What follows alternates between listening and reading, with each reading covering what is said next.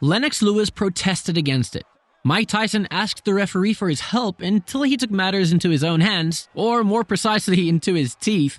Haseem Rahman ended up with the nastiest looking bump on his temple, and the list goes on of fighters who have taken the magic touch of Evander Holyfield's head. Holyfield is one of the well-known figures in the boxing world. His fights against Ray Mercer, Mike Tyson, Buster Douglas, Larry Holmes, George Foreman, and Riddick Bowe were some of the best. There is no doubt that he has the heart of a champ. He avoided no opponents when it came to fighting, but there have always been talks about him being a dirty fighter. More precisely, his headbutts. And no, this is not a Mike Tyson fanboy rant. Was Holyfield a dirty fighter? That divides the boxing fans into two groups. One who would completely deny it, claiming it was part of his style and his headbutts were unintentional. Others who cannot help but notice his foul tactics.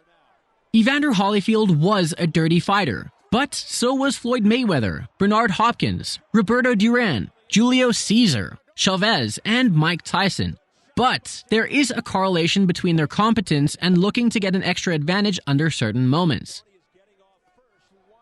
If you are a legendary fighter, you can get away with some dull tactics. However, there are fouls, and then there are some clear fouls, and Holyfield has tons of the latter.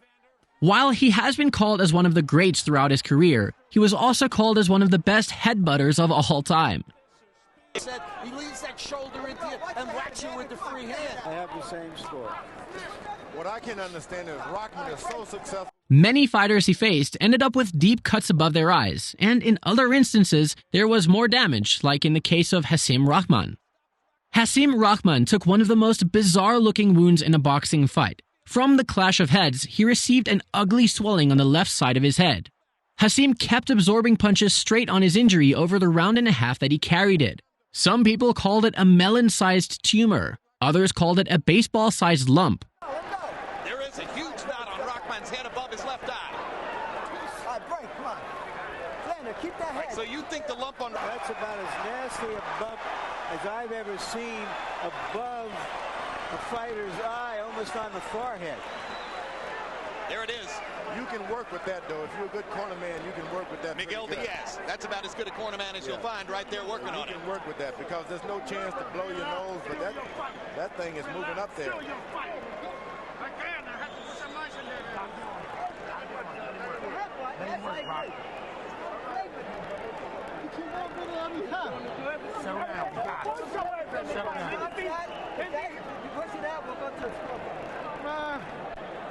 Each other. That is. There it is, right on the spot. Yep.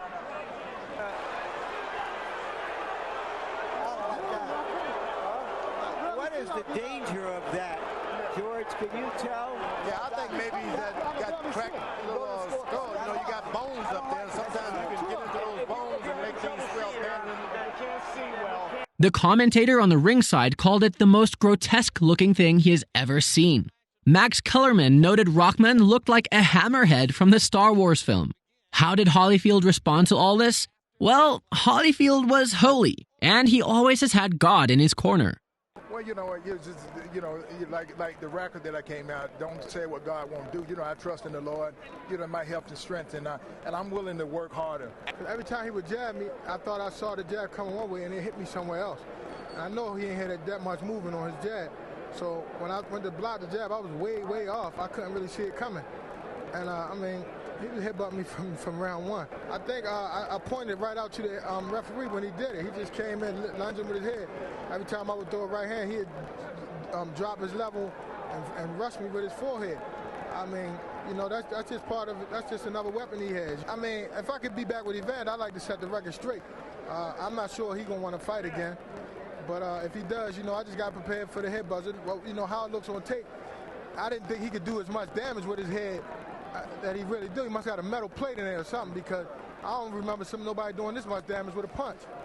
Holyfield was a great fighter who didn't shy away from using cheap shots. He used his enormous head frequently to briefly stun and sometimes open up wounds on his rivals. The double foul against Michael Dokes is another example when Holyfield headbutted and landed a devastating low blow at the same time. The psychological consequence of the opponent being wary of the headbutt is enormous and played a key role in his wins over the years. The groin area.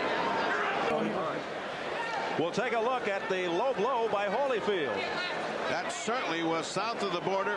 Now, they can call time, which they did. They have a normal amount of time. That could be a minute, that could be 2 minutes, that could be at the discretion of the referee. Certainly not longer than 2 minutes, at which time the fight either continues. So he could counter him, and that's what he's trying to do now. Tony's... Don't hold. Watch your head, Evander. Watch your head. Stop. Well, you know the history of Evander Holyfield as far as the head is concerned. Right combination upstairs did have full impact by Holyfield. It is very hard to hit Tony with a perfect right hand. Stop. Man, you got to keep your head away from his head. Jane 80 warning Holyfield about... Evander Holyfield, known by the name The Real Deal, had a style where he never showed any leaning to avoid his head clashing with his opponent's face. But he didn't chase his opponents like a mountain goat. He knew how to get away with it. The script was very simple. He will be coming close, throwing punches, moving his head close to his opponent's face, and if his opponent's face happens to be there, it could get hit by his head in the mix of the punches. For example, a simple 1-2 combo, a jab cross, was sometimes followed by a headbutt that most referees and spectators would miss as it intermingled with the punches. Lennox Lewis referred to Holyfield's head as his third weapon. Probably the only fighter who was able to handle Holyfield's head movements accurately was James Toney, who went on to dominate Holyfield with a series of precise combos. Toney stayed comfortable with Holyfield's incoming head and did not show any signs of frustration. And then eluding the comebacker, the left hook try by Holyfield. Stop. You got to watch banging him. You're hitting him. Good defensive fighter, and here's where they cautioned, well, that, Holyfield dipped his head and banged Tony's and did it again. So Jane 80 correct and give the judges A long press forward. Midway through the 7th round. Momentum swinging early after a good first round by Holyfield. Tony coming Watch your head, up. Evander. Very strong. if he can hurt Tony with a big shot. Tony just too fast for him, too quick. Stop. Elusive defensively. Holyfield out of nowhere. Countering right hand by Tony. You get the feeling after listening to Holyfield, even with a loss. Holyfield's name will forever be connected to Tyson, whether he wants it or not. While many boxing fans would look at Holyfield as the victim who got his ear bitten off by Iron Mike, the media, the commenters, the crowd, and the public were against Iron Mike, who was labeled as a bully back then. But many people will also point fingers at Holyfield for his dirty maneuvers and continuous headbutting, which many consider was what infuriated Tyson to reach that level of insanity. In the long history of boxing, how many boxers have had a piece of their ear bitten off?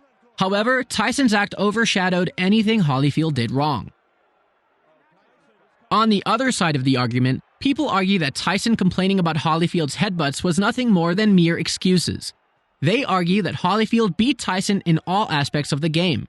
He did everything that could be done to neutralize a hard-hitting fighter like Tyson. Another perspective is that all the legendary fighters, despite being competent, would take things even further to have more advantage, even to commit certain fouls to gain the upper hand.